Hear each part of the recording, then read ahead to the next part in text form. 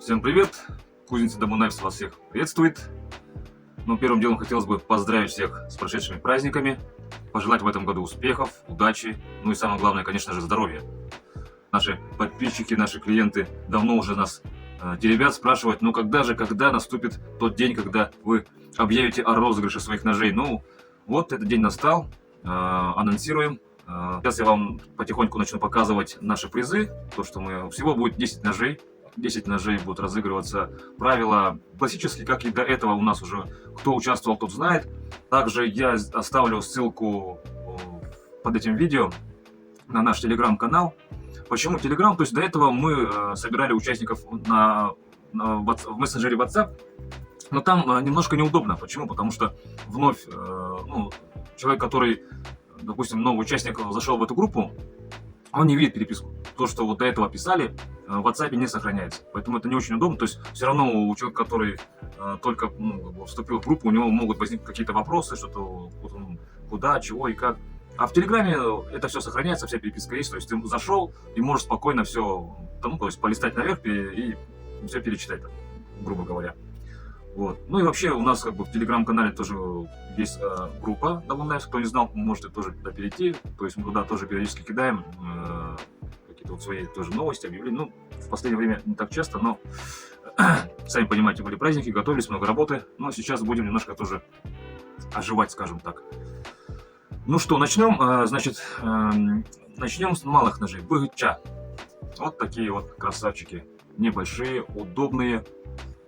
Ничего лишнего, очень легкие ножи, закидываешь в карман и забываешь о нем. Наш логотип, здесь написано «Сделано в Республике Саха», ножны с вкладышем, достаем вот таким вот образом, уперли с пальчиком, и достали ножик. Красивый кап березовый мы также добываем сами, берем лицензию, выезжаем, добываем, сушим, пилим на кусочки, потом они превращаются в рукояти. Обратите внимание на обухи засечки, тоже копируя старых мастеров. Узкий классический дол, небольшой БГЧ, очень удобно сидеть в руке. Для каких-то повседневных нужд его можно спокойно носить на кармане, в рюкзачок, в сумку, куда угодно. Тем более БГЧ отличный подарок, допустим, своему сыну, как первый нож, чтобы научить ребенка пользоваться ножом, как за ним ухаживать, как точить. Все это можно показать с помощью такого небольшого ножа. Он очень легкий, очень удобный, компактный. Длина у этого клинка, например, 89 мм, 3 мм обух, и ширина здесь всего 15 мм. Вот такие небольшие габариты. Но при этом это функциональный, отличный резачок. Рекомендую. Второй ножичек такого же плана. Пожалуйста. Также вкладыш. Также здесь на обухе, засечки. Конечно, немножко другой узор на капе. Параметры тоже похожи. Это второй ножичек. Далее идут тоже 40Х13. Темно-коричневые ножны, но они такие более темные. Кто-то может даже принять их за черный цвет, но они такие темно-темно-бурые такие. Также наш логотип. Также надпись «Сделана в Республике Саха». То есть прошлый розыгрыш, последний наш, тогда в прошлом году, несколько ножей уехало за пределы нашей республики, там тоже люди выиграли, я помню, в Иркутск точно уехала, в Хабаровск, по-моему, и, кажется, в Москву или в Белгород, я не помню, честно. Остальные ножи здесь по городу Иркутску и по улусам. Все доставили, все получили, все довольны. Кстати, те, кто выиграл до этого, тоже, пожалуйста, отпишите в комментариях, как ваши ножи себя чувствуют, как вы им пользовались и так далее. Обратную связь тоже хотелось бы получить от вас. Тоже красивый такой узор. Это карельская береза. Посмотрите, какой плотный рисунок. Очень легкий, удобный. Мы не стабилим наши рукояти, потому что стабилка, она утяжеляет нож. И, во-первых, делает его опасным. Стабильные рукояти, они очень скользкие. их держать опасно. То есть вот там действительно могут пальцы соскользнуть на лезвие, не дай бог, конечно, и порезать вам сухожилие. А вот такие вот ножны, ой, извиняюсь, рукояти, они деревянные, вы их держишь, вот видите, как прям слышно, они сидят плотно в руке. Мы их немножко вот прям чуть-чуть шлифуем, чтобы вот не прям вот, знаете, как вот такой, как до состояния эмали такой мы не делаем, то есть зеркала такого нет. В руке сидит очень удобно, плотно. Ну, те, кто пользовался нашими ножами, они вам подтвердят. Вот следующий ножичек, тоже красивый узор, тоже карельская береза, также сталь 40Х13, нержавейка, 40Х13 лезвийная сталь, для тех, кто не знает, довольно мягкая, хорошо точится и очень бридкая. Не зря его как бы назвать тоже, да, некоторые еще называют ее хирургической сталью. Вот такие вот экземплярчики, тоже отличные призы. Женщинам тоже такие ножички нравятся, у нас тут их немало заказывают тоже. Потому что они легкие, удобные. Они вот подходят ко всем, и женщинам, и детям, и взрослым мужикам. Ну, охотники почему, допустим, берут такие ножи для мелких работ. Мелкое пушнение. Очень компактный, удобный нож. Носить с собой одно удовольствие. Так, теперь пойдут у нас ножи. 40Х13. Также нержавейка. Очень необычный цвет, красивый. Ножны также с вкладышем. Сынгах-тах. Почему сынгах-тах, кстати? Может быть, кто-то не знает, я немножко расскажу. Сынгах по-якутски челюсть. Сынгах. Вот она вот идет, да? Получается здесь, почему называется ножны сынгах-тах? Потому что вот тут идет такой деревянный вкладыш по длине лезвия. Доходя до ручки, вот здесь вот, он заканчивается. И дальше продолжается в виде такого ложа деревянного, да? Получается, вот, видите? Под рукоять. Для чего это нужно? Для того, чтобы предохранить ножны от пореза. Допустим, где их нет, вот здесь, например, есть риск, можно при резком вынимании, там ситуации бывают разные, где-то там что-то запыхался, резко там вытащил нож, вот бывает, что некоторые люди резко вынимают вот таким вот образом, и вот при таком движении можно порезать ножны. Здесь это исключено, потому что здесь у нас есть деревянный вкладыш. Плюс у него очень хорошая функция такая тоже есть, дополнительная, удобная. Упираясь пальцем, вот, видите, можно достать одним движением. Когда он у вас на подвесе свободен, то есть удобно доставать одной рукой. Это очень важно на самом деле. Когда у вас одна рука свободна, и вы можете достать нож одной рукой. Так, длина клинка у него 118 мм, обух 4 и ширина здесь у него 16 мм. Вот, классический якутский нож. Вот. Средненький такой рабочий размер.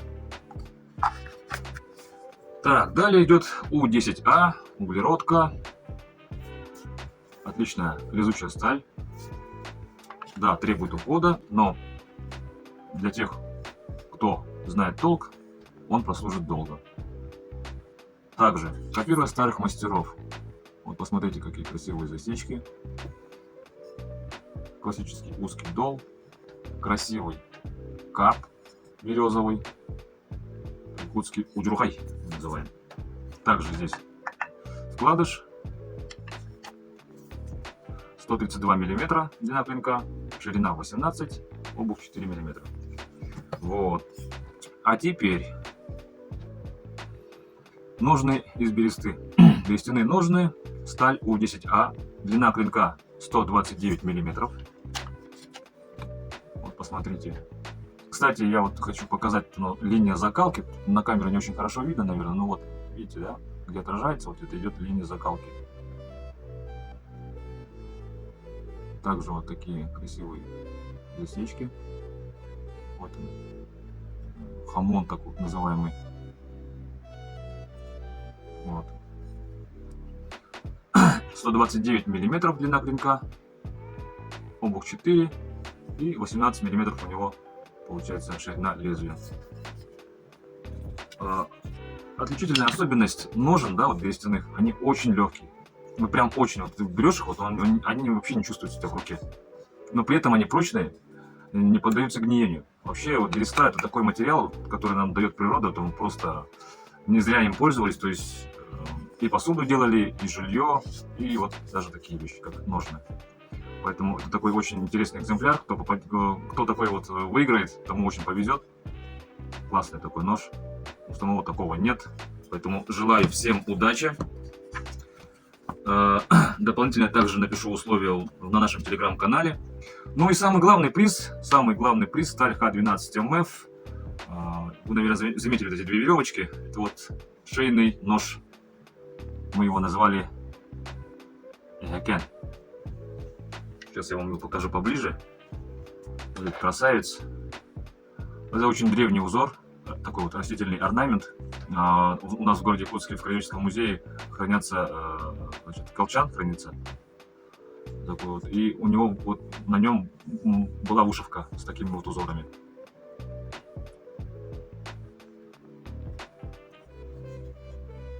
Здесь у нас медвежьи когти. То есть вот когда висит, сейчас я покажу. Вот. Просто красавец. Это эксклюзив. Он сделан в единственном экземпляре. Второго такого нет нигде в мире. Вот. Так, здесь вот у него получается такой вот бегунок, чтобы регулировать. То есть его можно, он очень плотный, в принципе, вот поставил, вот он по высоте, то есть на уровне груди можно сделать чуть повыше, можно чуть пониже. Вот. Можно на полную его выкрутить, как бы, да, скажем, и носить уже вот таким вот образом. Как кобуру, например. При этом он не мешает, то есть, ну, пониже можно сделать, он не мешает. Все, и, допустим, куртку накинул, все, его не видно, у тебя вот тут висит. Так. Все легко. Не стесняет движения, ничего. При этом это не полочник какой-нибудь, это вот вполне себе функциональный рабочий нож, сталь Х12МФ. Ну, узор тут, конечно, вообще сумасшедший. Вот корейская береза, просто, вот смотрите, какие переливы. Сталь Х12МФ, 4 мм, длина клинка 101, ширина 20. Ну, мы его тестили, мы им строгали и замороженную рыбу, и мясо резали, и по дереву строгали. Ну, в общем, показал себя с наилучшей стороны. Вот. Х12МФ. Это нож, мы его назвали Эгокен. Эгокен — это такое почтительное обращение к духу удачи на охоте. То есть это как бы вот бай-байнай у нас есть. Бай-байнай к нему обращается всегда во время перед охотой, чтобы он послал им удачу, чтобы послал им дичь, да, дикого зверя. Вот Эгокен — это вот тоже как бы вот такое второе имя. Рихард Мак писал, что в Вилюйской группе улусов многие называют духа охоты Эгокен.